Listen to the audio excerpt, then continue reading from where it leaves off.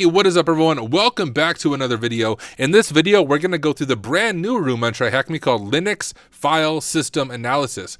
Now, as usual, when I approach these rooms, I'm doing it from a black box perspective. What that means is I haven't even looked at the room. I went to it and I launched the machine just so the machine would launch. Haven't read any of the content, haven't looked over the room, so I'm going into it blind. So as we go through this, I'm going to give you my first reaction to everything, and I'll also try to give you some insight as someone who does pen testing for a living into some of these defenses. One of the best ways to break a defense is to know what the defense is. So let's look at how we can do system analysis and maybe think, how could we bypass the person analyzing our activity? So without any further ado, let me go ahead and share my screen. And I will just say, this really cool person released a room called Security. That was me. If you haven't done my room on TryHackMe as a medium-rated Windows machine, check it out. I have a full walkthrough on my YouTube page that if you get stuck, you can go through there where I explain the full machine and some of the background. But today, let's do this brand new room called Linux System File Analysis. And first, I just want to give, if I had a hat on, hats off to the TryHackMe team. Yo, I love this new look for the rooms. I first noticed it when I was looking at people who are submitting walkthroughs from the Hack Smarter Security room, but I just like it. It looks a lot cleaner. It looks a lot more just, I don't know, new age 2024. Fits 2024 better. Doesn't feel as much like early 2000s. So, yo, TryHackMe, love the new design on these rooms. So whoever is involved with that, kudos to you for that choice. I have a question over on YouTube. So Elisa, don't know how to say your name, but said, what do you think about Ligolo NG? Like, have you find it replacing other tools for pivoting, or I'll still need to master the other tools as well? Yo, Ligolo is amazing. Don't even know if I'm saying that right, but I used to use Chisel a lot. I've also done some SSH forwarding, but once I discovered Ligolo, that's like all I use. I love how easy it is to set up and how it essentially functions like a VPN. But caveat, you should always know how to do something more than one way.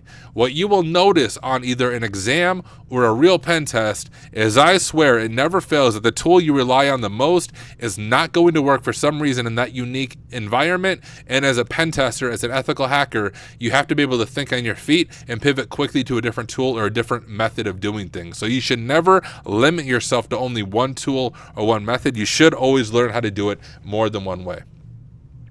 All right. If you're new to the way I do TryHackMe machines, like I shared before, I'm going through it for the first time myself, and I'm just sharing my learning, and we have a tendency to skim stuff, so I'm going to read it in its entirety. I will be your audiobook as we make our way through this room. We're not going to skim it. We're going to do our best to learn from the material. When you rush through TryHackMe, Hack the Box, Poem Labs, whatever your platform is, when you rush through it, you're only cheating yourself. So I always encourage people, slow down, read the material, and make sure you understand what's going on. All right, introduction. Performing live forensic file system analysis is often an early part of incident response and is crucial in assessing and determining potential security breaches. This process involves examining digital artifacts, system logs, users, and file structures to uncover evidence of unauthorized access, malicious activities, or data compromise. While drawing I can't say that word, y'all. Methodological comparisons to Windows forensic operations, Linux forensics and the Unix-based operating system also present unique challenges and opportunities for forensic analysts. Understanding common artifacts of Linux file systems, permissions, and log mechanisms, therefore, becomes vital to the timely detection and mitigation of security incidents. As we are only analyzing and identifying artifacts of compromise at this stage of the incident response, it's important to emphasize that it's generally unsafe to remediate the live compromised system for further use. Instead, securely restoring from backups and performing vulnerability management remediation activities, which is out of scope for this room, but TryHackMe has some great rooms that cover that, is essential for recovering and minimizing impact. So our objectives: number one, learn how to perform live file system analysis on a Linux system. Number two, understand common artifacts, log mechanisms, and file system activities in Linux forensics. And three, reconstruct an event timeline in a hands-on incident response scenario. So to tackle live Linux forensics, having a solid grasp of the Linux OS and system hardening concepts is recommended. All right, cool. Now, some story time. In my previous role before I became a pen tester, I did vulnerability management for a large bank, mainly Windows machines, but one of my jobs is overseeing all the Linux patching. So I use some use Ansible, if my memory serves me correct, to do some basic Linux patching. So I do have some Linux sysadmin experience, but I will say it is quite minimal. Very much was automated stuff, but I think I at least understand the basics, and I use Ubuntu every day as my daily driver. So hopefully I have the basic experience that we need here. We'll go ahead and give it a shot and see how it goes. Make sure I'm not missing anything in chat. Zemer said, thank you, I need an audiobook. Yeah, if anyone's having trouble sleeping tonight, just turn on my stream in the background and my voice will let you drift off to sleep. All right, investigation setup. Securing the environment. We have some SSH creds, blah, blah. All right, to offer a hands-on approach to performing a live investigation, we have been tasked by Penguin Court to perform file system and OS analysis on a Linux-based web server during a suspected breach. This investigation's urgency stems from identifying a potential file upload vulnerability within the web server. Hey, fun story. The first time I ever got full RCE on a real web app pen test was this exact thing. I was able to bypass a weird file upload restriction and got full RCE web shell on a Linux web server, out of all things, creating a path for remote attackers to execute arbitrary commands and gain unauthorized access. By analyzing the artifacts left over and reconstructing the timeline events through file system analysis, we intend to provide Penguin Court with a clear understanding of the extent and nature of the compromise. And I haven't even connected to the VPN. So let me CD to download, sudo open VPN, Tenebrae something, too many VPNs. I think it is this one. Hope it works. All right, beautiful. We are on, and we'll open a new terminal. We'll just call it terminal, and we'll CD to Tyler, TryHackMe. We'll make a directory for Linux forensics, just in case we have any files we get to download. And let's go ahead and SSH in. Now, if you're new to Linux, SSH is secure shell. What it does, it gives us a command line terminal to interact with the remote computer. So if you want to get into IT, you should know SSH. You will be using it all the time for system administration, patching type things, and for example here, forensics. So we'll go ahead and grab this. It's pretty easy to understand, but don't want to assume everyone knows what's going on here. So SSH is what we're doing. Investigator is our username, and the IP is the remote machine we're connecting to. Your IP will be different, whatever the IP of your machine is, and then we'll be prompted for a login. So let's go ahead and give that a shot. We'll type yes, and we'll go ahead and grab our password, which is very secure. TryHackMe123 ! Oh, that's cool. I hit the wrong key on my keyboard. Good job, Tyler, you noob.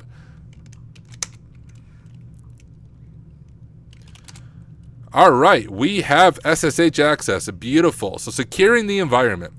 While we perform live forensic analysis on the system, it's important to note that in this assumed scenario, we have already acquired all necessary backups and have isolated the system from the network to prevent further compromise or tampering, and that is important. So that's something you would do ahead of time. Often what people initially think, like when you have a compromised host, people's first reaction is to shut the host down.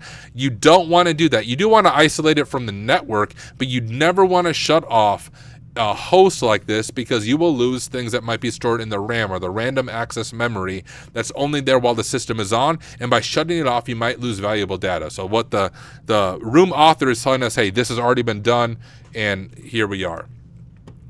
As this is a potentially compromised host, it's a good idea to ensure we are using known good binaries and libraries to conduct our information gathering and analysis. And often you'll also have a chain of evidence. I can't think of the word, but you are very clear about what you have done and not done to a host. In the chance it ever goes to a courtroom, you need to be very careful with that. What's that word called? Chain of custody? Is that what it is?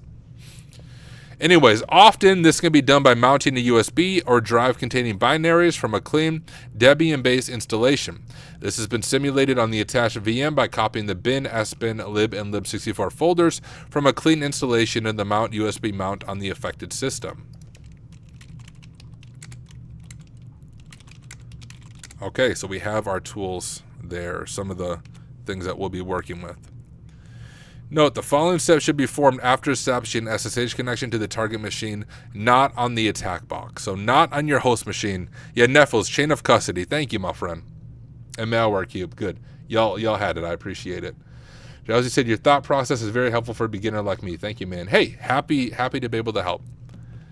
So this effort aims to mitigate the risk of inadvertently executing malicious code or compromise utilities on systems. Suppose an attacker gains private access to a system. In that case, they may replace or alter existing utilities with malicious binaries or libraries that could cause further harm when run by an unsuspecting investigator. By using a trusted source, it enhances the reliability and integrity of our investigation. We can modify our path and LD library path environment variables to use these trusted binaries. So let me explain what is going on here.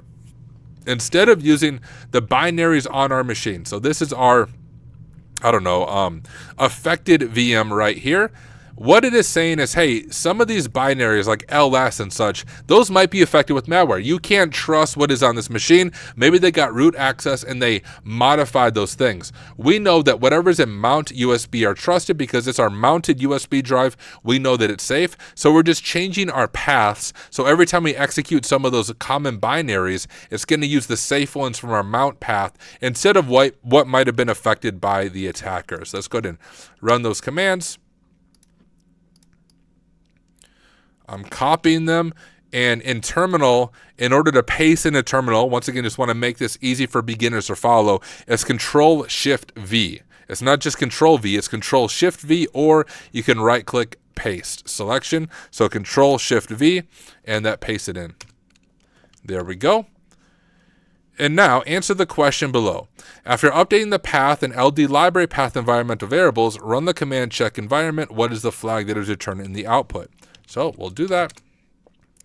And there is our flag. So we'll go ahead and copy that. Once again, a copy from your terminal. It's not just Control-C. It's Control-Shift-C, or you can right-click and do copy. So Control-Shift-C, and we'll go over here and paste it in. Beautiful. Drink of water. Make sure I'm not missing anything in chat. Refresh LinkedIn so it doesn't show me chat.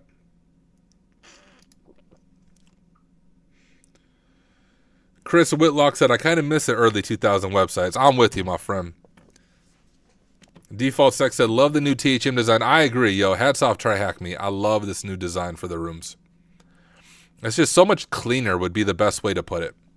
And it wasn't even bad before, but I just like it. They did a good job on it. File permissions and timestamps, identifying the foothold. During our initial briefing with Penguin Corp, we learned that Penguin Corp's web server is susceptible to a file upload vulnerability, leading to an attacker gaining root access to the system. To start our investigation, we need to be able to explore the file system effectively. To identify clues that the file upload feature was exploited, we should focus our search on the web directories and review the uploaded files on the server. First, navigate to the web directory and run ls-al to list out all files. So I want to kind of look at some of these myself, and then we'll keep going. So cd var www html. Now, if you're once again new to Linux, this generally is the typical spot for the root directory for a web server. You can kind of see it in the HTML. And so when you go to a website, usually the first file is index.html, and that is in the web root. So if we think this is vulnerable to a upload thing or an upload vulnerability, the affected files may be served or stored in the uploads directory here. We can also just look at like what was this website. So if we can't index.html, oh, this is just the basic Ubuntu stuff here. So nothing really interesting there. Let's go over to uploads, LSLL. And okay, I see what was going on here. So we have these JPEG files, but we have an interesting file here called PHTML. Now, this is actually a common thing I check when I'm doing a pen test. If there's a spot that allows file uploads, what they will often do, and maybe if I pull up my notepad, I'll make some like ghetto notes here. So what companies will sometimes do is they'll make a block list or a blacklist, a block list or a deny list, whatever you want to call it, saying, hey, these file extensions cannot be uploaded. So they'll say, hey, you cannot upload .php files, you cannot upload HTML files, blah, blah, blah.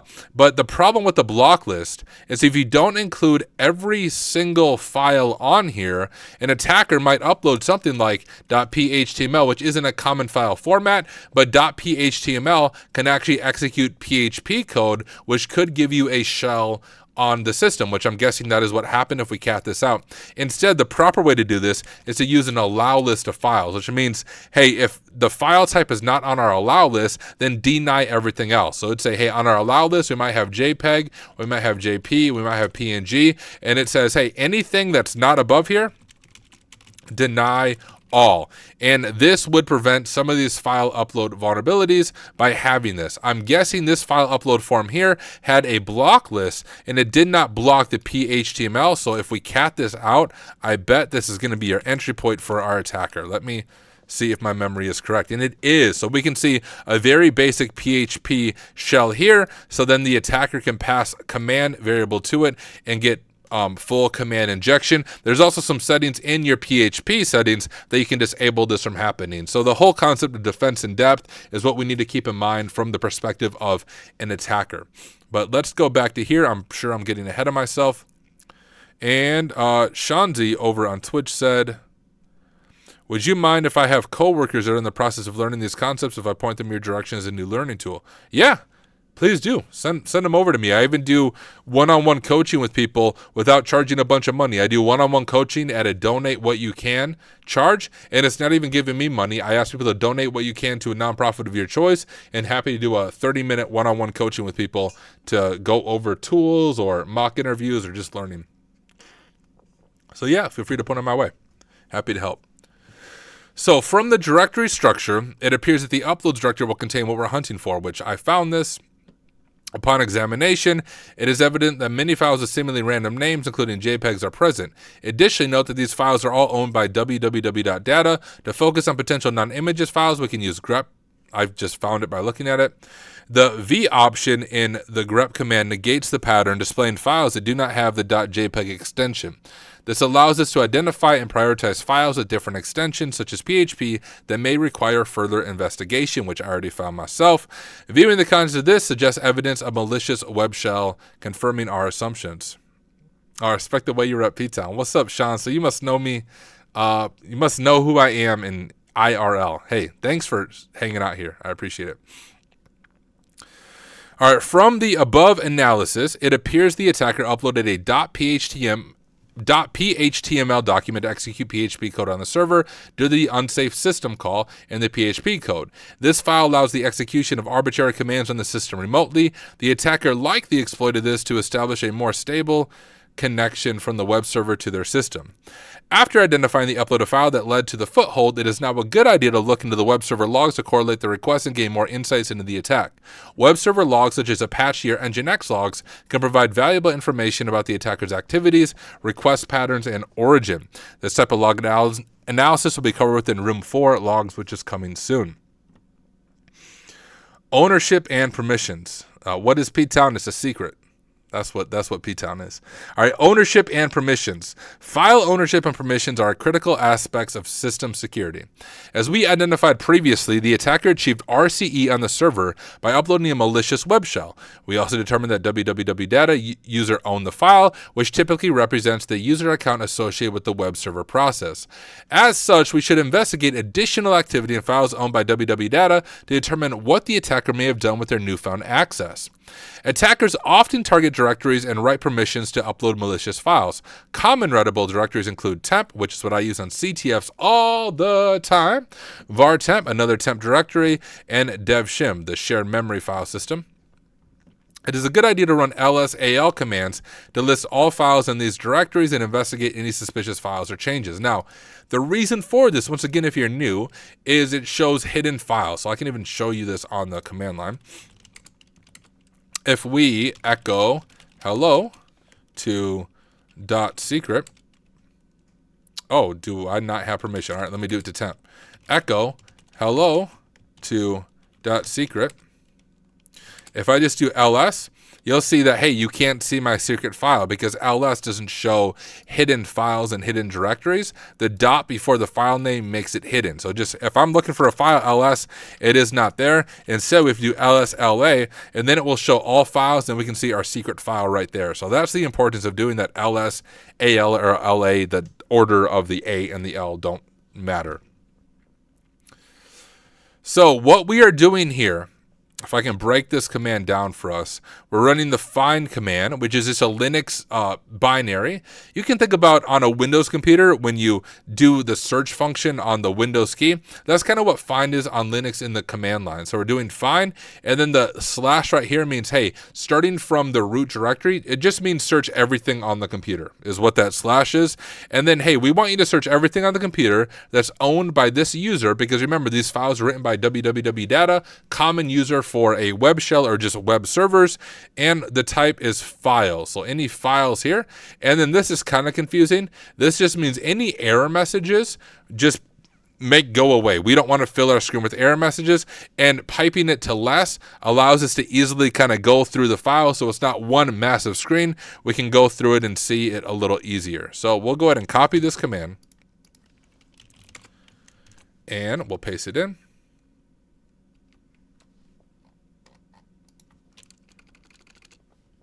There we go.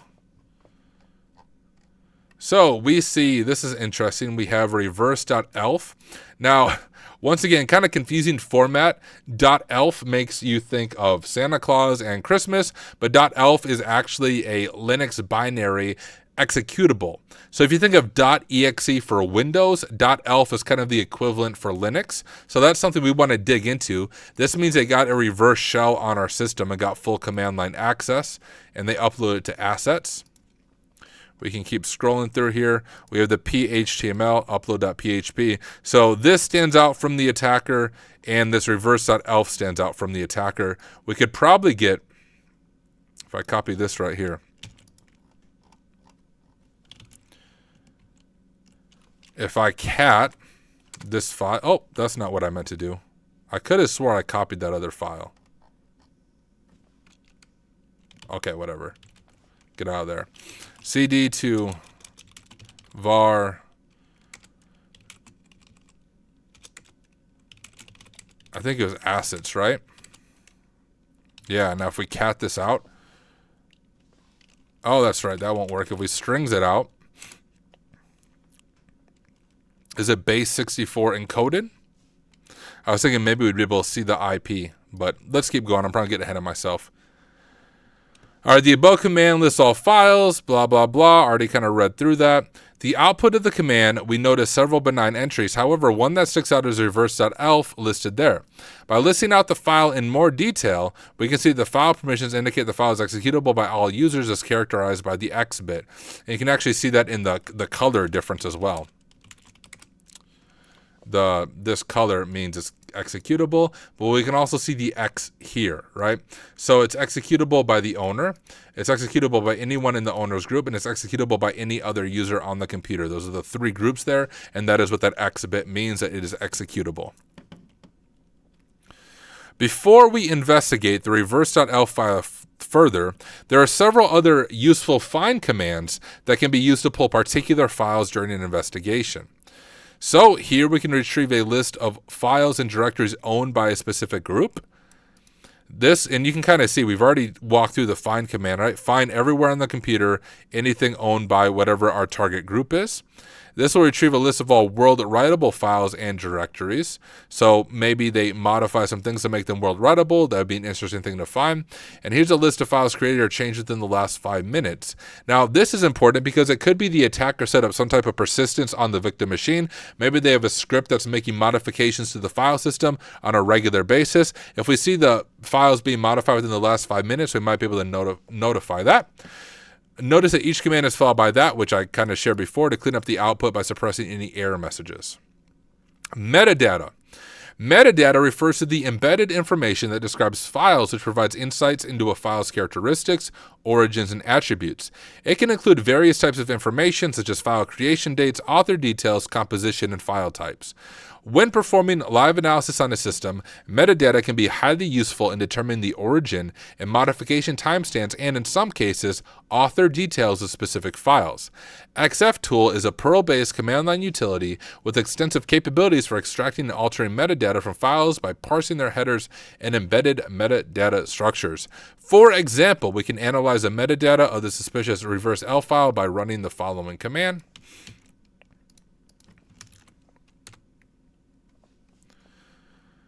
Okay, so we can see The file size, here's what would be really interesting for us in an investigation. When it was modified, access, and inode, modified and access are especially important because we can see, hey, when was this uploaded? How long has a threat actor had access to our system?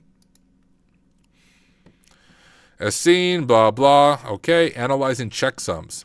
Checksums are unique values generated from data using cryptographic hash functions such as MD5 or SHA-256. Drink of water. These functions provide fixed-size strings of characters representing the data so that even a minor change in the data will result in significant different checksum.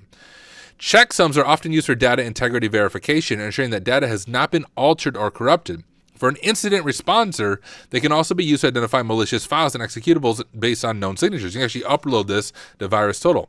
We can leverage two useful checksum utilities to inspect the hashes we identified previously. We can run both MD5 sum and SHA-256 sum on the file to output its hash. So let's go ahead and do that. I can do it myself. So that, and then SHA-256 sum. There we go. Once we've obtained the hash values, we can submit them to a malware detection, just like I was saying in VirusTotal. Upon doing so, we will find evidence of various vendors flagging this file as a interpreter reverse shell payload. The quick analysis suggests the attacker place and execute the file using their initial RCE to achieve an interactive reverse shell connection to a web server. But let's go ahead and do this ourselves. We'll go ahead and grab the MD5 because I think that is what VirusTotal generally asks for. We can go to search and we can drop in a hash right here. And yeah, I would say it is malicious. So 34 security vendors and one sandbox flag this as malicious. And let's go ahead and see if we can understand what's going on here. We have our details. It is a Linux executable like I shared before. We have our first submission, our last analysis. Can we look at behavior? Here we go. So what does it actually do? Well, we have some IP traffic here. And so it would appear, now this is the only part of the machine that really isn't real world because this is a private IP address. Generally, if they had RCE from the internet and uploaded a shell, we would expect to see a public IP address here. But because, of course, it's a lab environment, we do see a private IP. But this is likely the IP of our attacker user, and they were listening on port 4444. Files open, files created. There's our IP again there, which you can even see it's labeled as C2. So this is our command and control server. That is our attacker that is coming after us, which would be good information to know. What community? Okay, so Thor APT scanner, a Yara signature match. What is most interesting to me is just the IP traffic. We can see the network communication the threat actor is using here. Timestamps. Timestamps are additional pieces of metadata associated with files or events that indicate when a particular action occurred. Timestamps are one of the most essential aspects for tracking the creation, modification, and access times of files and directories in incident response and forensic activities. These timestamps are invaluable in forensic investigations as they provide essential clues about the sequence of events and the actions performed on a system and help establish a timeline. In Unix-based systems, three main timestamps are commonly recorded. We have the modified timestamp. This reflects the last time the contents of a file were modified or altered. Whenever a file is written to or changed, its M time is updated.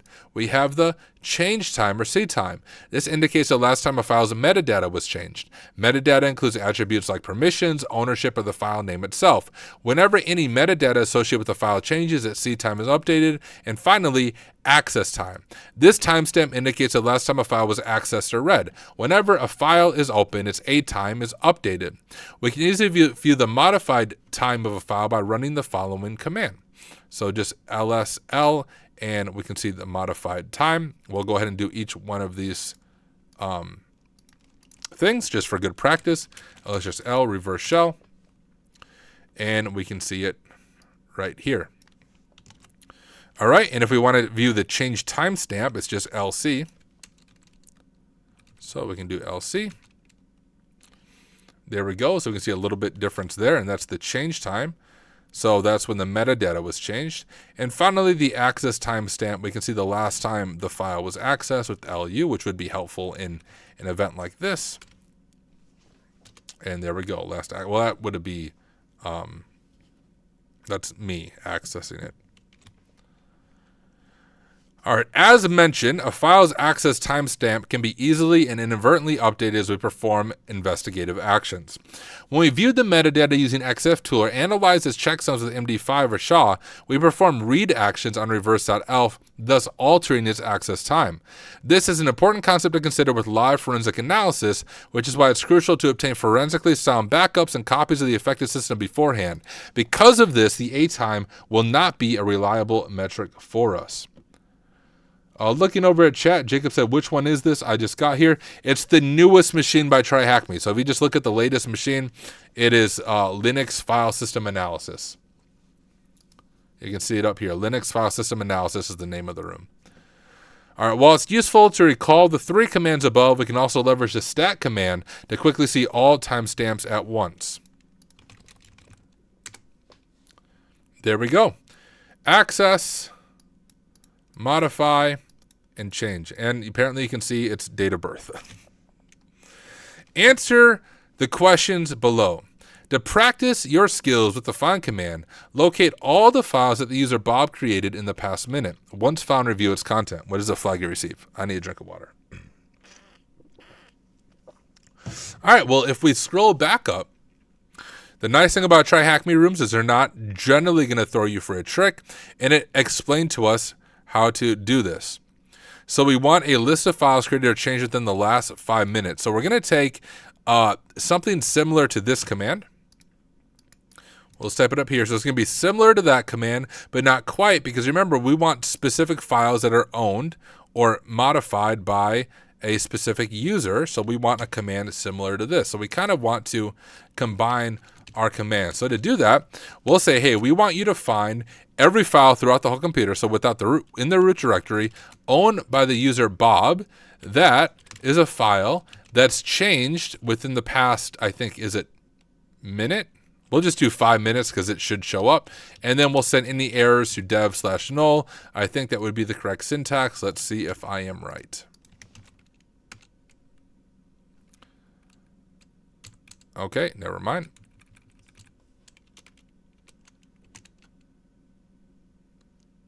Oh, I should go like that. Do.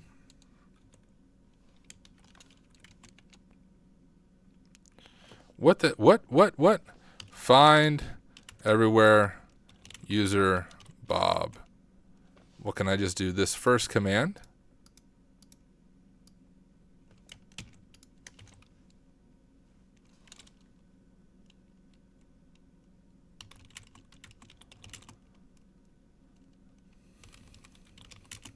Oh, why am I doing it twice? That might be my issue. Let me give this a shot. Okay. So now we just need to change that to Bob. And if we do it, if we add the timestamp on there of the cmin, we'll just do 5. Like that. Do I have to do 1 minute maybe? There it is. So that is our syntax right there. And we go ahead and grab this and we'll cat it out. And there is our first flag. Beautiful.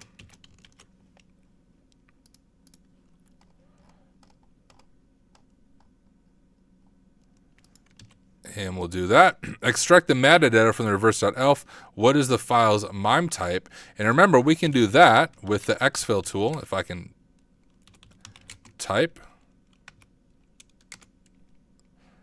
Oh, not exfil. I'm blanking now on the name of the tool. Exif tool is what I'm trying to think. Exif tool, reverse.elf. And there we go. And our MIME type is right here. That's going to be the answer to that question. So we'll copy that. Oops. If I could learn how to use a terminal. And we'll drop that information down there. And run the stat command against the Etsy host file on the compromised web server. What is the full modified timestamp of the value? The full modified timestamp, I think, would be this whole thing right here. Boom. There we go. Oh, and Twitch is yelling at me about the stuff I missed. Yeah, I realize I missed it, but I eventually got it. All right, users and groups. Let's keep going. Hey, Taylor, I know you're probably busy, but I want to check in about my career message on Discord. Did you send me a message, my friend? Let me check.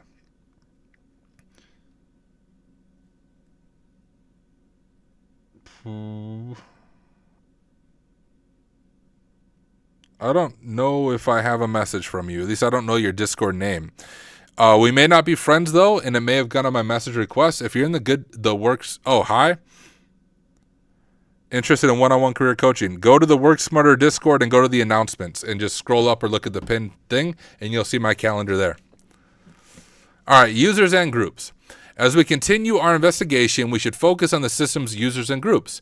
In doing so, we may uncover evidence of the attacker moving laterally or maintaining access throughout the system by exploiting additional vulnerabilities. Identifying user accounts. Within Unix-like systems, the etc directory is a central location that stores configuration files and system-wide settings. Specifically, when investigating user accounts, etc password is a colon separated plain text file that contains a list of the system's accounts and their attributes. One of the first things you check on a CTF, and the login shall define for each user. So we can go ahead and look at that ourselves. So can anyone spot the back door? I'll give you a chance to look at it yourself. All right. Backdoored. And then we have our investigator, Jane Bob. But backdoored, that looks like a suspicious user, if you ask me. All right, attackers can gain access to a system by creating a backdoor user with root permissions. We can leverage the cut and grep commands to identify this type of user account backdoor quickly. The following command extracts and displays all user accounts with a user ID of 0. The presence of a user with UID 0 other than legitimate root user can quickly suggest a potential backdoor account. We also just looked at it, but maybe I can walk through this command for us a little bit. So the first thing we're doing is cat etc password, which we already did here, right? Cat etc password. But then we're adding a few commands to it. So there is actually a really good room in Admin of Cyber, I think on log analysis, that goes through the cut command and explains a little bit about what is going on here. But if we look at this, we're going to pipe this over, and we're going to use the cut command. And the first thing you do on the cut command is you specify your delimiter, or what is separating the different fields. Now, if we look at the users here, if we use, for example, this as the delimiter, we have it here. So it would be, this would be field 1, this would be field 2, this would be field 3, this would be field 4, and etc. And so if we cut it by that, the information that we want is any user's name that has a 0 showing that they have root permissions. So we can specify our fields, and I already said this would be field 1. So we want to get, hey, field 1 because that's the username. And we also want to get field 3 because 1, 2, 3, the 0 is in field 3. And if we just do that command there, you can see, hey, we're getting, well, actually, that's not going to work too great for us because it's going to give us any user that has the 0 in it. But if we switch that over and pipe it again to grep, like they are doing, we can do this, this, this, and see if that works a little bit better. And it does. So then we're using rejects in order to pull out just the ones that have just the 0 there. We can see 2 users, root and backdoored, and that's one way. If we didn't just know that the name was backdoored, we now know that we have a backdoored user, a user that shouldn't have root permissions. All right, I think I kind of explained this. All right, identifying groups. So for further investigation, we can take a look at groups. In Linux systems, certain groups grant specific privileges that attackers may target to escalate their privileges. And you'll even notice this. So if you do a CTF, one of the first things you check is what groups am I in? Because if I'm in certain groups, like admin, I've seen this before, you can read log files and you might be able to get creds that way. Some important Linux groups that might be of interest to an attacker include sudo or wheel. Members of the sudo or wheel group have the authority to execute commands with elevated privs using sudo. The admin group typically has read access to system log files.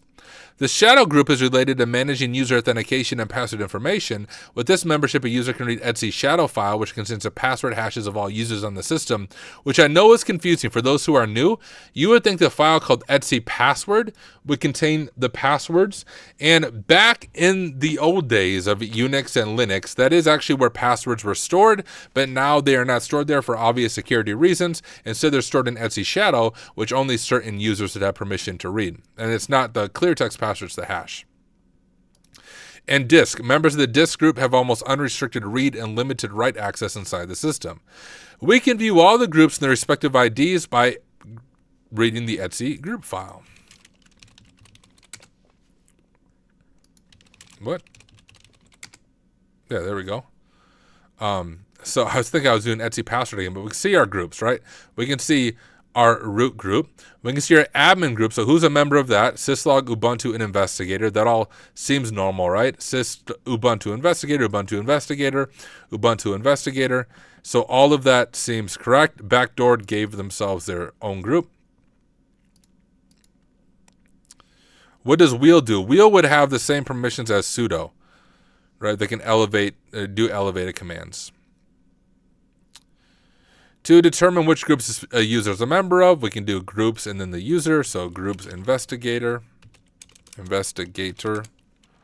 or groups Bob, or groups this account.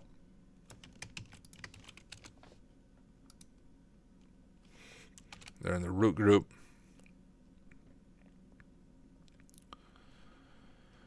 To list all the users in the sudo group, we can provide either the name sudo or the group ID, typically 27. Ubuntu and us. User logs and activities. Checking user logins and activity is valuable for performing a real-time analysis of a compromised system. Fortunately, a couple of useful utilities and logs can assist us. So we have last and lastb. The last command is an excellent tool for examining user logins and sessions. It is used to display the history of the last logged in users. It works by reading the var log wtemp file, which is a file that contains every login and logout activity on the system. Similarly, lastb specifically tracks failed login attempts by reading the contents of var log btemp, which can help identify login and password attacks. So let's go ahead and look at this. So we can see this is the every login and logout activity on the system. We have our investigator, Jane, root, reboot, root, blah, blah. Let's do lastb. So these are failed logins. Okay, so sudo lastb, TryHackMe 123. Oh, if I could know how to type, that would be a good starting point. There we go. We don't have too many failed login attempts. Any. Unlike the last command, which provides information about all users' logins, the last log command focuses on the user's most recent login activity and recent var log last log. All right.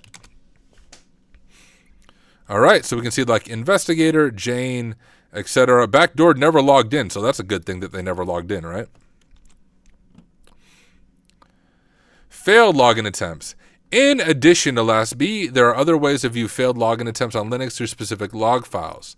The var log auth log file, or var log secure, contains records of authentication-related events, including both successful and failed login attempts.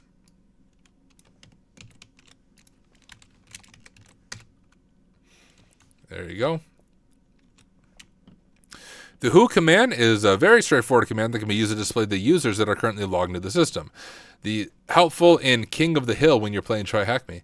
The output of this command can provide details such as the name of the user logged in, the terminal device used, the time that the session was established, idle activity, blah, blah. Include details such as initial command used to start the session. That's me. The Etsy sudoers file is a particularly sensitive config file within Unix file systems. It determines which users have superhuman sudo privileges, enabling to execute commands as other users, typically the root user. As a result, can be a target for attackers seeking persistence. For instance, if an attacker could find a way to insert their user account or one that they control into the sudoers file, they could grant themselves elevated privileges without requiring authentication. Alternatively, they may alter existing entries to broaden their access. For example, a line may look like this, and we can go ahead and look at it ourselves. Right, and we have Jane. Jane can do all on user bin ps3. More specifically, this line specifies Richard is a username being granted pseudo privileges. All indicate the privilege applies to all hosts. And this is the path to the specific binary. In this case, the ifconfig utility, and in this case, the user bin ps3 utility. With this configuration, Richard can execute ifconfig with elevated pseudo privileges and manage network interfaces as necessary. All right, investigate the user accounts on the system. What is the name of the backdoor account that the attacker created? Well, that is the backdoor. Do I still have it copy and pasted? No, I don't.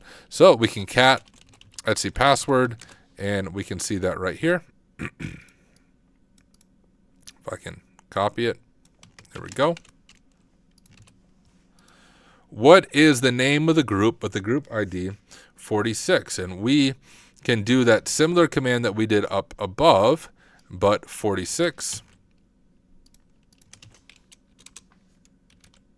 Oh, numlock's not on. There we go. And that is plugdev.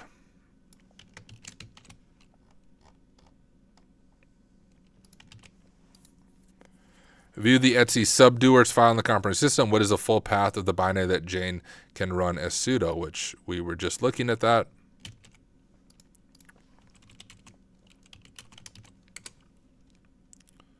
It's right here.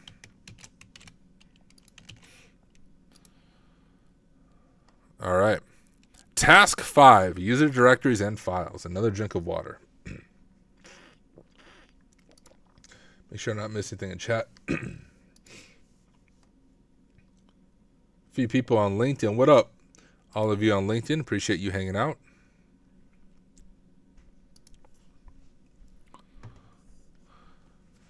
All right.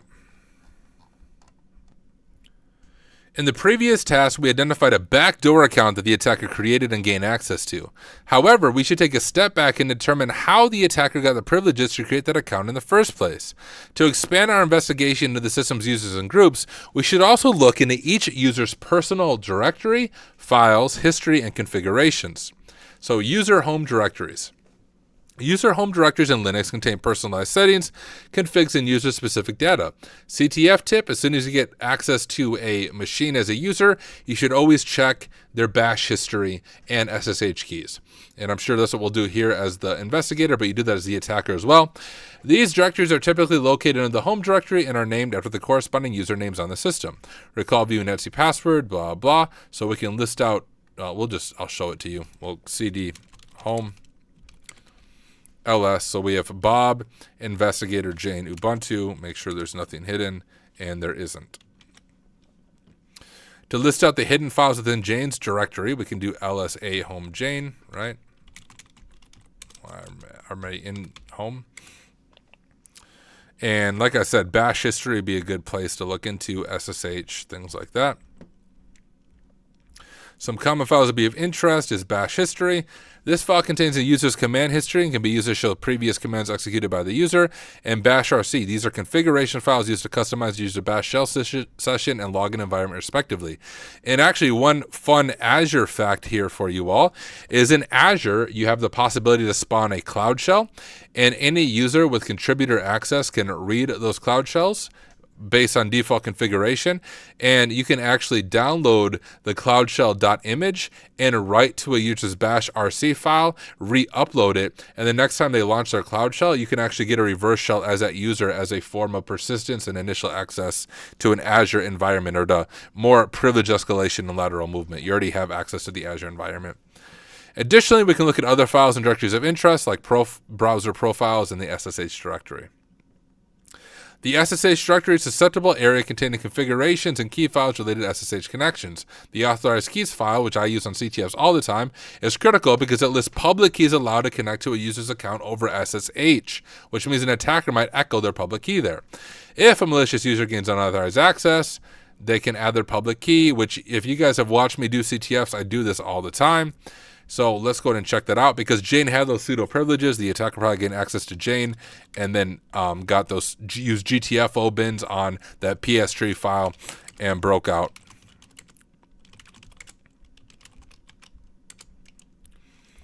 And there we can see our backdoor public SSH key, so they could SSH in as Jane. Let's view the file, see if we can identify any unintended authorized public keys, which we can. Notice there are two entries. The first belongs to Jane, as signified by the ending comment. However, the second entry appears to be related to an entirely different key pair with the comment backdoor. The attacker was likely able to edit this file and append their own public key, allowing them SSH access as Jane. We can further confirm this by returning to the stat command by running on the file. We can see it was last modified around a similar time frame when we confirmed the attacker gained the initial foothold to the system. And yep, that 213. If we look back to the output of the LSLA command, we can identify the permission misconfigurations that made this possible. Oh, wow. So the authorized keys file is readable and writable by any user. So even if they got access as www data, they have write permissions to authorized keys. They could very easily echo their key in that way. Blah, blah. View Jane's bash history file. What is the flag we see in the input? So the way we will do that is we'll do lsla, and we can see the bash history. So we'll do cat bash underscore history. And we'll do sudo su, because YOLO, I'll be root. Now we'll do it.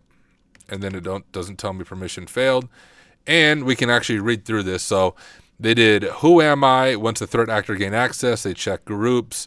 They went to the user's home directory and find permissions. They're looking for any interesting permissions. I think sticky bit permissions. And it looks like Python had the sticky bit on, and they were able to abuse that to get root access. And then they added their backdoor user, blah, blah, blah. So we're tracking down the threat actor. What is the hidden flag in Bob's home directory? Bob's hiding stuff. It's always Bob, y'all. Well, we can see it's this one right here because that's the only one that has any files.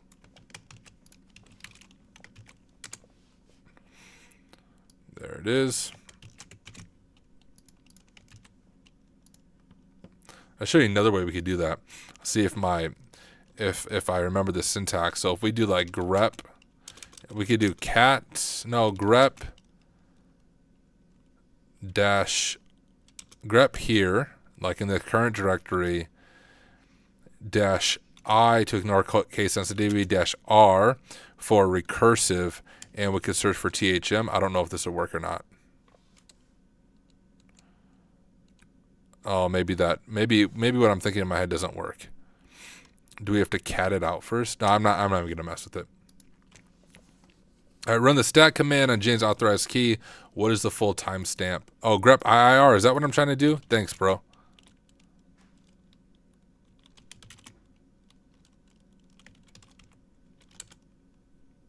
Yeah, that's what I was trying to do. Thank you. I was close. I was just separating them out. I was trying to do grep. I think just grep I and dash R THM would also work. Yeah, so that's what I was trying to do. If you do IR like that, it will like find the file and print the flag for us, since we know the flag begins with THM. So that's another way that we could have found the flag if we didn't just notice the different file sizes. Run stat on Jane's authorized stuff. All right. And the full timestamp of the most recent modification is this one right here. Grab that.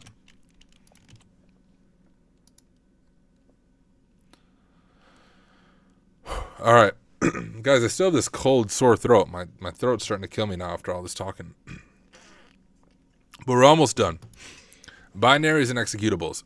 Hopefully I don't lose my voice. Another area to look at within our compromised host file system is identifying binaries and executables that the attacker may have created, altered, or exploited through permission misconfigurations.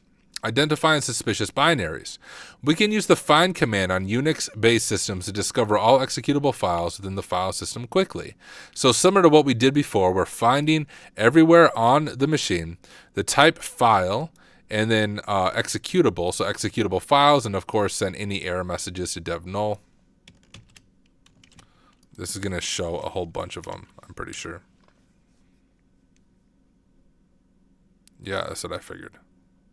Yep. The following command recursively, blah, blah. Note that it provides a huge amount of output. As such, it's often a good idea to limit the scope through additional parameters. Once we identify an executable or binary that we want to investigate further, we can perform metadata analysis that we've done previously, performing integrity checking on it using checksums or inspecting its human-readable strings and raw content. Strings, which you guys actually saw me use on the reverse.l file at first. The strings command is valuable for extracting human-readable strings from binary files. These strings can sometimes include function names, variable names, and even plain text messages embedded within the binary. Analyzing this information can help responders determine what the binary is used for and if there is any potential malicious activity involved. To run the strings on a command on a file, we need to provide the file as a single argument. So if we go back, couldn't actually see anything there, but if we went to var HTML assets, there's the reverse.elf. That's what I was trying to run strings on that, because sometimes you can see human readable content there, but it looks quite encoded. Debsums. Like the integrity checking we performed earlier, debsums is a command line utility for Debian-based Linux systems that verifies the integrity of installed packages. Debsums automatically compares the MD5 checksums of files installed from Debian packages against the known checksums stored in the package's metadata. If any files have been modified or corrupted, debsums will report them, which would be helpful if an attacker is modifying them. This can be, just like I said, we perform this check on the compromised system by running the following command.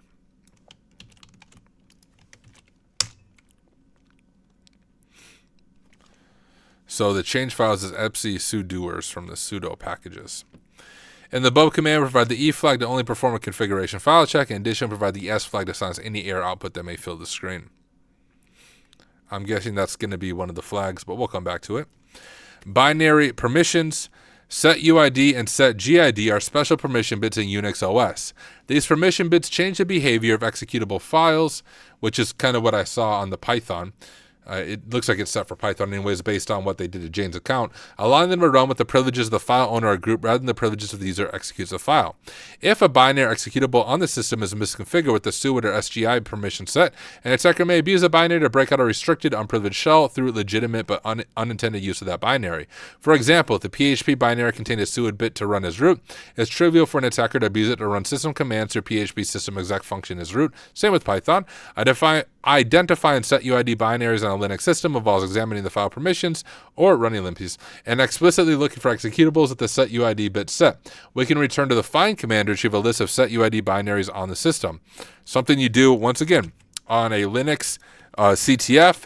This is a good command to run when you get initial access, because if you see things such as Python and such like that, it's a very easy way to get privesc pulled out. Specifically, the above command looks for files where the user permission has a suid bit set. Much of the output here is expected as these binaries require the suid bit and are not vulnerable. However, two of these results stand out. Firstly, Python, like I was saying, should never be given suid permissions. It is trivial to escalate privileges to the owner, which is actually what we saw in Jane's bash history. Additionally, any suid binaries in the temp or var temp directories stand out, as these directories are typically writable by all users, and unauthorized creation of the suid binaries in these directories poses a notable risk. We can investigate further by looking in Jane's bash history for any commands related to Python or bash. Just remember, guys, we saw this just a little bit ago. I pointed it out when we looked at it just on our own, that I saw the suid bit seemed to be set for that because of how they were searching for it, and then they ran the Python to break out of the shell. From the output, we discovered evidence of Jane's user account identifying suid binaries with the find command and abusing the suid permissions on the Python binary to run system commands as the root user, specifically making that backdoor account, adding them to the root. With this level of command execution, the attacker was able to create a copy of the bin bash binary, place it into the var temp folder. Additionally, the attacker changed the owner of this file to root and added the suid permission to it. After making a suid copy of bin bash, the attacker elevated root by running var temp bash p. We can further verify the bash binary by performing an integrity check on the original, which is over in temp. Okay, so we can do that, and we'll see that it's different. At least we should. And if we look at this one, it's been modified. Run the debsums utility on the compromised host to check only configuration files, which file came back as altered. Remember, there's the etc sudoers file, but I will do it again just for those who might be new and are following along. So we just have to copy that command, and since I'm running as root, I don't actually need sudo, but you can see there is our modified file. We'll copy that and paste that in for our answer. Run MD5 on the binary that the attacker created to escalate privileges to root, or what is the MD5? And that is this one right here. That was just the MD5 sum on the bash in var temp. Rootkits. A rootkit is a type of malicious set of tools or software designed to gain administrator-level control of a system while remaining undetected by the system or user.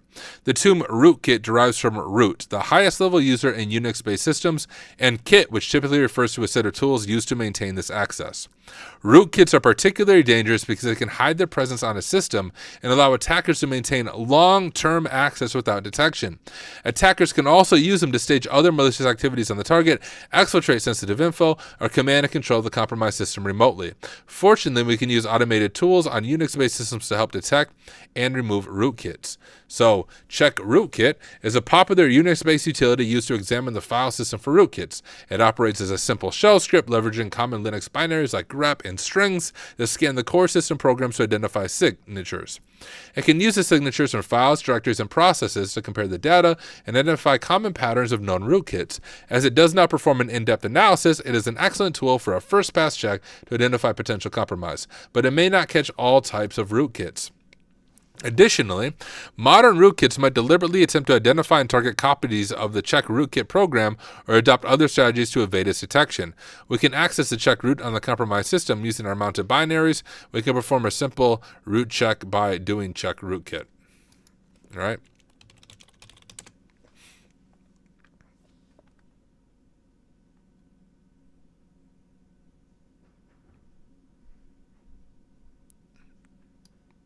I think that's our rootkit right there.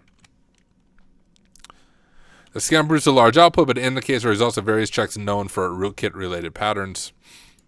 And if we just copy that,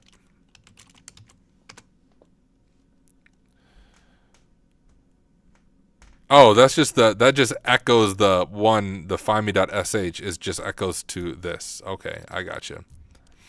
Rootkit Hunter is another helpful tool designed to detect and remove rootkits on a Unix-like OS. It offers a more comprehensive and feature-rich rootkit detection compared to check rootkit. Rootkit Hunter can compare SHA-1 hashes of core system files with known good ones in its database to search for common rootkit locations, wrong permissions, hidden files, and sus strings in kernel modules. It is an excellent choice for more comprehensive assessments of the affected system. Because Rootkit Hunter leverages a live database of known rootkit signatures, checking for database updates before running the field is crucial. Because this system is isolated, which means it doesn't have internet access, we won't be able to run a database update here, but the latest version was acquired before mounting our tools to the system. So to perform a simple scan, we'll run this command.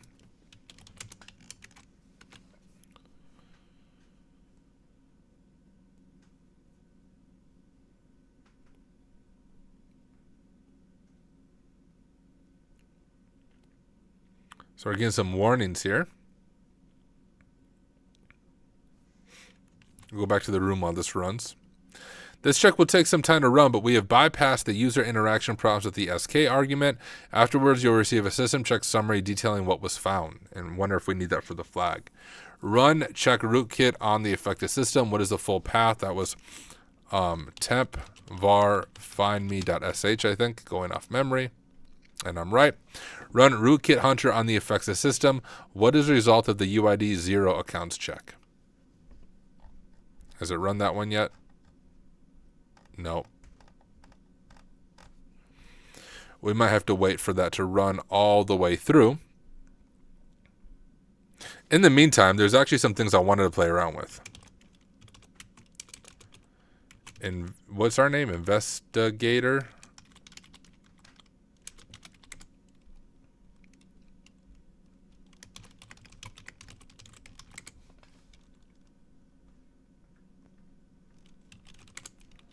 And do we have netstat ANO Is there any web servers actually running on here? So netstat is another thing I'm surprised I didn't talk about, but that's a way you can see, hey, is there any listening addresses? So we're just listening on port 5222. I wanted to see if I could open a web server and actually exploit this upload vulnerability, but I'm not sure how it's all set up to at least show how this works. Do we have...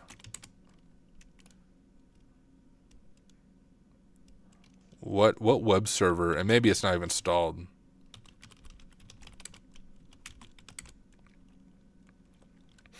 So we could actually look at, if we just do a Python simple web server, we should be able to look at the index.html. I'll try TryHackMe 123.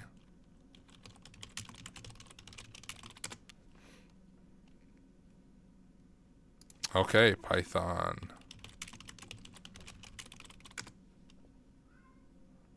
And now, if we grab this IP here,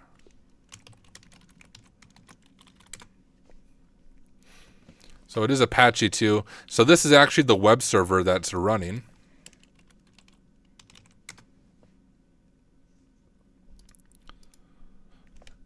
What is our directories here? The web shell and stuff won't work here because it's not going to pass it to Python. Oh, we do have Apache too. Okay, sweet. I wonder if we can rehost this web server and like re-exploit it ourselves. Is this done yet? No, okay, that might take a little bit. I'll just play around while it does its thing. I don't even know the syntax though to launch it. Let's go to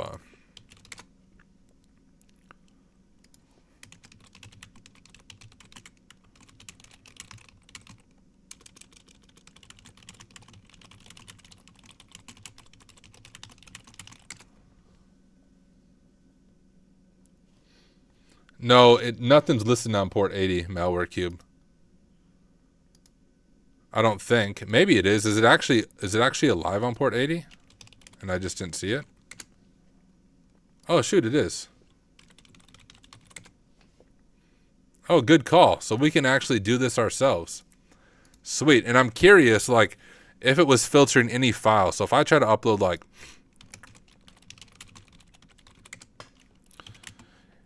if I get something like a very obvious web shell here, I'm not even going to modify it. Can I upload it? Is there anything stopping me from uploading files on here? Because the attacker, it looked like they used .phtml. Do they even have to do that? Could they have just done something as simple as this? Oh, yeah. So then you could literally just do something like that. So if we go ahead and mousepad PHP reverse shell, we could actually perform this full attack, I think. Thank you for pointing out, Malware Cube. I must have missed that. We'll put in our IP of 10.13.46.224. We'll do port 1337 because we're elite hackers. We'll save that. And we'll just move it PHP and we'll just call it hacksmarter.php. We'll open up our listener on port 1337 and we'll go ahead and upload our reverse shell. All right, and now if I just go to upload directory hacksmarter.php. Okay. You see I have a shell as www-data. Oh, you created the room. That's funny. So you would know. That is awesome. Well, thanks for hanging out while I walk through your room. Really appreciate it. It's been fun. All right, and our rootkit thing is done. We'll come back to that. I want to go through the full attack path like I'm the attacker. So if we go over to our home and we go to Jane, remember we could echo to our authorized keys. So if I cat home Tyler SSH id.pub and I grab my public key right here, and if I echo that, on double appending it, a lot of people just do this, but you overwrite the file. And when you do that on shared machines, it pisses everybody off. Don't do it on the Red Team Capstone.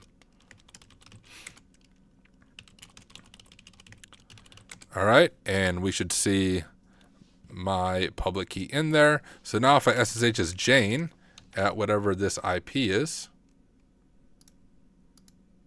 let me add 1 hour. I don't think it's going to die on us, but I'm actually use my key.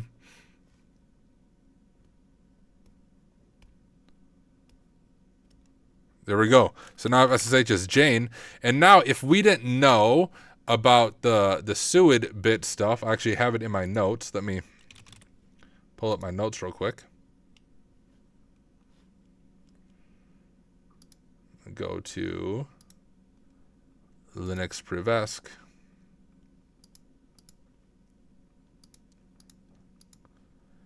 I actually documented the TryHackMe room on this. So if we go to my TryHackMe notes and SUID bit here, I think this will discover it.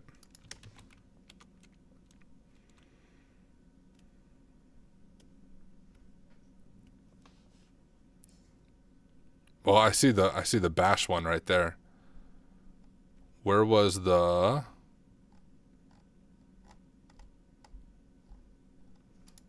Oh, am I looking for the wrong thing? Hold up. If we look at bash history, this was the command I see.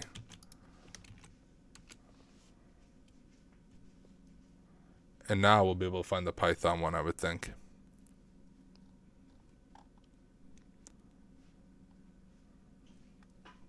Yo, am I blind? I must be blind.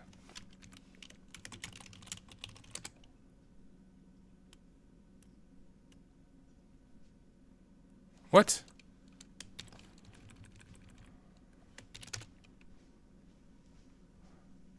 Malware key, was this like patched or fixed? Why do I not see this? If you're still here.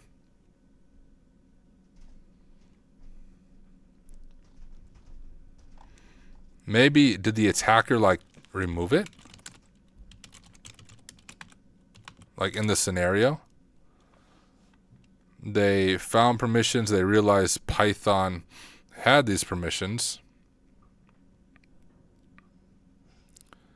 But I'm personally not seeing it. We could check it. User bin Python 3.8. I don't think it.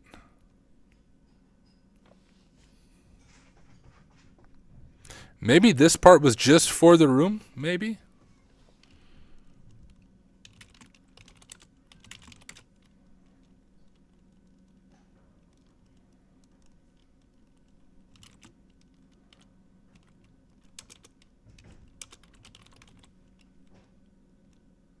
Okay, I'm not crazy. Malware Cube said that's weird. The SUID bit somehow got reset. Okay, I'm not crazy. So I'm that part is like that. Whoops.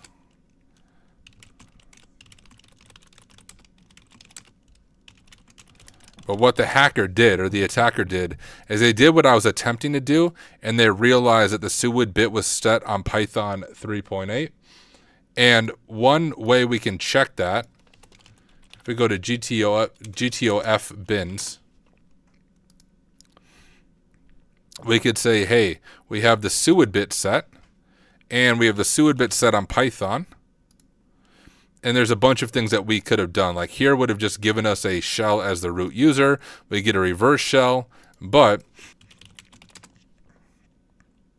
what the heck is Jane's password? Do I have Jane's password?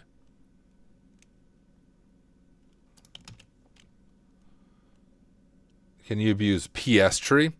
If I had Jane's password, I could. Let me,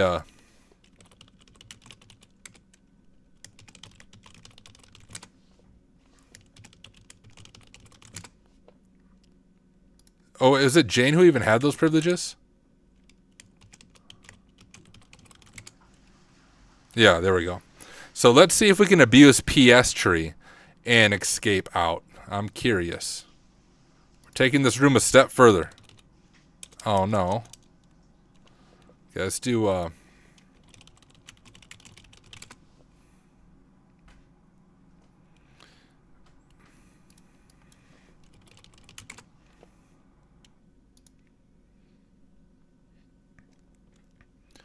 Maybe we can figure out our own way to break out a PS tree.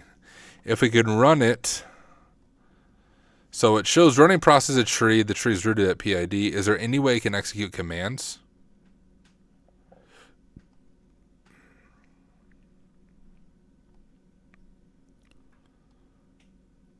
I'm not sure if we can escape into root with PS tree. Someone knows how in chat, let me know. For now, let me just at least finish the room.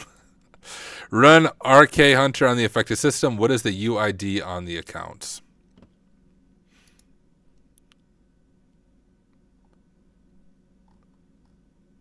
Where was I running this at?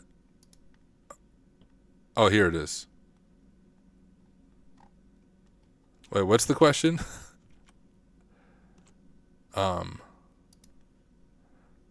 What is the result of the UID 0 accounts check? Okay.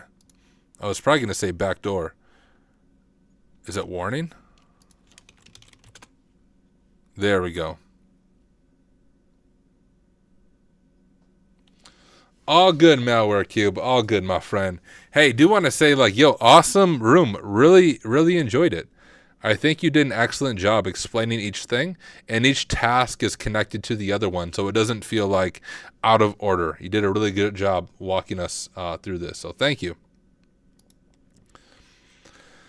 Congratulations, we have made it to the end of this exploration into Linux file system forensic analysis. Our investigation covered several topics, including examining digital artifacts, system logs, users, and file structures.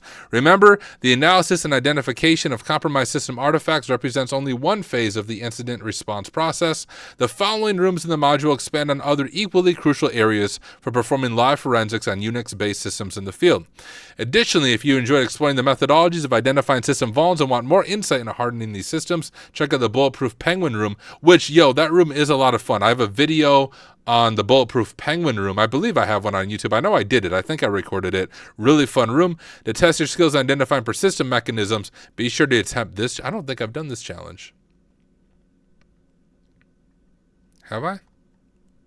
No, I haven't. Oh man, this looks like a fun room. When did this come out? Oh, it's not super old, like a year old. I'll have to check that room out too. All right, complete. And there we go. I've completed the room. Share it with my friends. You guys are my only friends, so you all know I have completed this room. We even have the author hanging out with us. We try to emulate the full attack path as the attacker. Unfortunately, the Linux system somehow patched itself and removed the suid bit from the Python system. But hey, we still got our web shell on there. We uploaded a file, upload PHP reverse shell, got access as an attacker, added our public key to Jane's key, SSH as Jane, and so we did part of the attack path, and it was fun either way. MalwareCube said, thanks for going through this. Forensics is much less flashy than hacking, but you make it engaging and fun to watch. Well, thank you, my friend. Thank you for the kind words, and thank you for creating this room and all the other content you create for TryHackMe. But hey, y'all, I flipped to the wrong thing. This is the end of this video. For those of you watching on YouTube, thank you for hanging out. Appreciate you being here, and I will see you in the next one.